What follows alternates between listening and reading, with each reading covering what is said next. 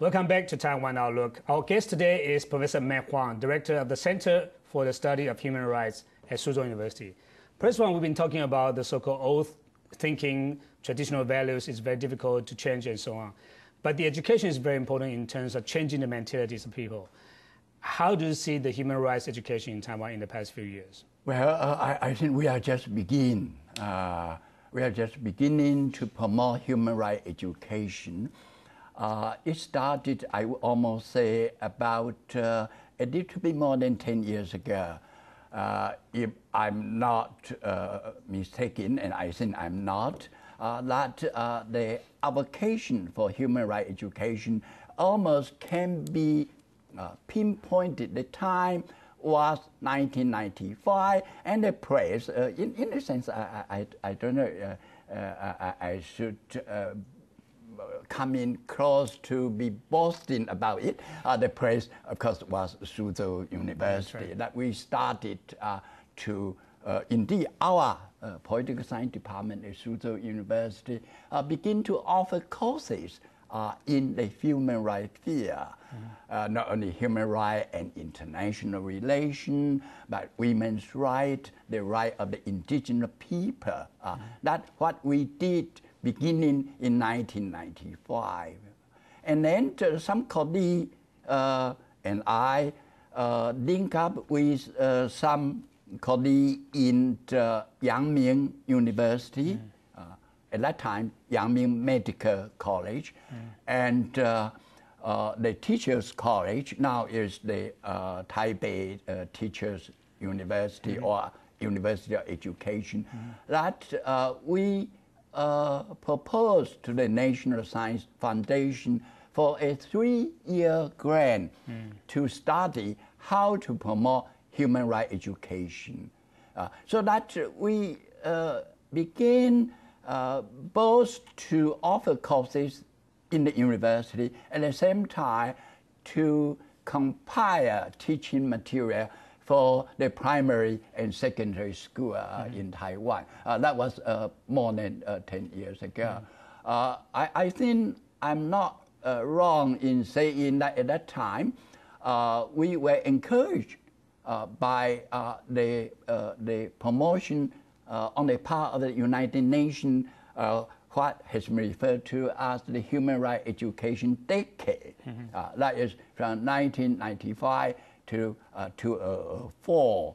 And then, of course, at that time, that there was quite a bit of agitation for reform of educational system in Taiwan. So to that degree, we took advantages of what has been going on in the international community at UN and what has been going on in Taiwan to begin to push for human rights education.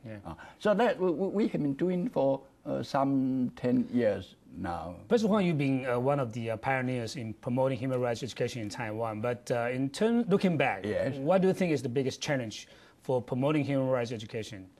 Well, I think now, okay, give me a few minutes, and I think I will present my thinking more completely, if that is the word.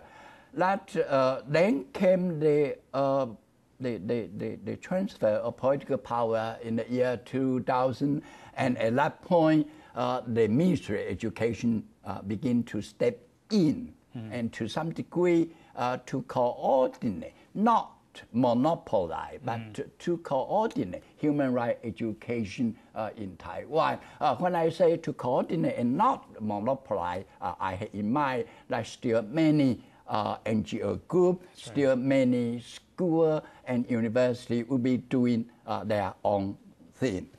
So that since 2001, if you will, that the Ministry of Education has been doing quite a bit of work. It set up a Human Rights Education Committee. I think usually and up to this time with some 20 members drawn from, in part from the government, in part from the university and research institution, and including some high school and primary school teacher at one point, and I thought that was great. And a few from the NGO, like lawyers, or like say, at one time we had a person representing the disabled, the organization, the right, and so that we have been doing quite a bit. The progress I would describe as slow but steady. What are the biggest challenge? I think if we are speaking in the poor, I would say that the lingering effect of traditional values still play some part. Okay. Not so decisive, I should say, but this lingering idea that human rights really are alien idea, are what we have imported from other countries, from the Western world, certainly still prompt some people to be skeptical about human rights education. Next to that, I would say that we need more support, we need more funding. The funding that the Ministry of Education has allocated through the year is far from being sufficient for the purpose we are committed to. So that we need more money, we need more expertise, that we begin, as I mentioned, to train teachers in the year 1995, 1996, we begin to train teachers for primary school, for high school, and we travel. When I say we, referring to our team, which I think we have about 10 people, I would say. We travel from city to city. We travel all over the islands, giving workshops to the primary school and high school teacher, to the principal of primary school and secondary school and high school, so that we have been doing some of this groundwork. So, and then the third part, I would say, the third challenge, I would say, is bureaucratic initiative that I say in the Ministry of Education and in the city and county, like say the educational department, we still find a kind of mindset, a kind of the mentality that they would, well, I don't know if that's the word, they would take things quite leisurely. They are not going to push very hard. They are not going to obey hard. But, well, they would under pressure do something, and that's what has been happening. Does the Ministry of Education think about putting some of the contents of human rights in the curriculum, in the textbooks, and so on? Okay, now the situation is this. We have already compiled quite a bit of teaching material for the primary school, for the high school, and you can find that in the website of the Ministry of Education. Now we have two websites that deal primarily with human rights teaching. Now, one is, I just referred to, sponsored and managed by the Ministry of Education. The second really is our website, the Zhang Huqian Center for the Study of Human Rights. And that deal, our website deal primarily with human rights education at the university level, and with all the paper of the international conference that have been held in the past few years. So yes, we have some material. As far as courses in the primary school and secondary school, we do not have separate course for human rights, like what we had in gender equality. Now the primary school and the secondary school had the legal obligation to teach, if I'm not mistaken, 4 hours every week, that of gender equality.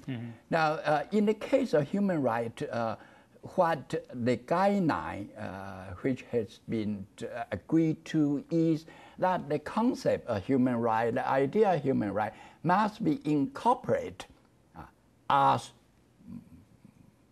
appropriate into different courses. So one thing we have been doing is to encourage the teachers to do as much as they can to incorporate the idea of human rights, not only in that of the civic education, which would be the first thing that would come to mind, but like say in nature science, certainly you can talk about protection or environment in courses of nature, study of nature, or like say in languages, like say in English, certainly you can use your English class to teach the Universal Declaration of Human Rights. So we have been encouraging the teacher to do what they can to adopt, to incorporate the idea of human rights into different courses. Let's talk about the role of the media in terms of promoting the awareness of the human rights. Some people say that, as a matter of fact, the media in Taiwan are frequent violators, violations of human rights in Taiwan. I don't know if I'm that biased, but I would agree with what you just referred to, and I don't know if that is your position. I would say that many times they do violate the right, in particular in this case, the privacy, the right to privacy of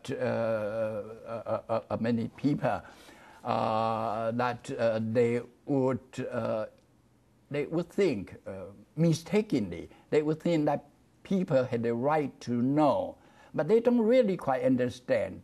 But I should not become like a teacher now. In the sense that the right to know should be separate from the right to privacy. If I'm not mistaken, the right to know was proposed immediately after the Second World War by some journalists in the United States. And for them, and that definition has been widely accepted, that the right to know referred to public affair, that decision would be made. Then as a citizen, since you participate in the making of public policy, you had the right to know. It does not have that much to do or hardly anything to do with your privacy. Privacy refers to those things that those of your feeling or your letter, for example, like say the letter you wrote to your family, to your lover, that you don't want to be made public. You had the right to privacy. The right to privacy, of course, was not. That I think, again, here, I think the United States was far ahead in that. And the right to privacy was not guaranteed in the United States Constitution, but imposed, I think, is must be in the 1930s or 1940s. It was proposed and was incorporated into a Supreme Court decision. Yeah, but the thing is, apparently the media in Taiwan have set bad examples of violating people's human rights and so on. I think so. Have you thought about your center or the NGO groups in general, thought about doing something to improve the human rights violation by the media?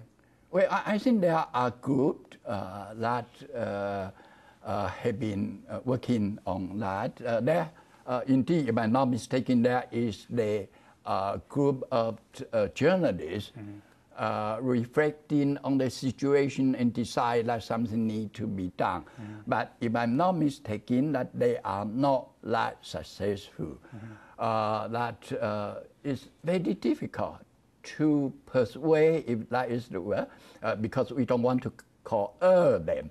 But it's so difficult to persuade the journalists to exercise a greater degree of self-discipline and not going around prying into the privacy of anyone, and not publish anything that really violate the right to privacy. But it had not achieved that much as I would like to see. But in the defense of the journalists, probably I need to say a word or two.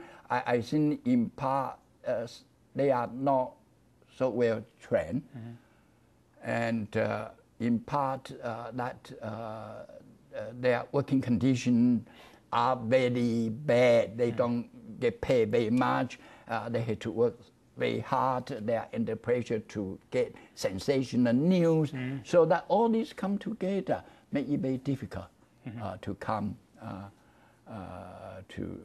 make difficult to deal with the situation. In terms of democracy and human rights in Taiwan, Taiwan has come a long way, you know. And in recent years, Taiwan began to share with experiences with other countries and has been trying to promote human rights in other countries, in the regions as well. So when we come back, we will talk about Taiwan's intentional networking and how Taiwan has been doing in recent years in making contacts with other NGOs in other countries.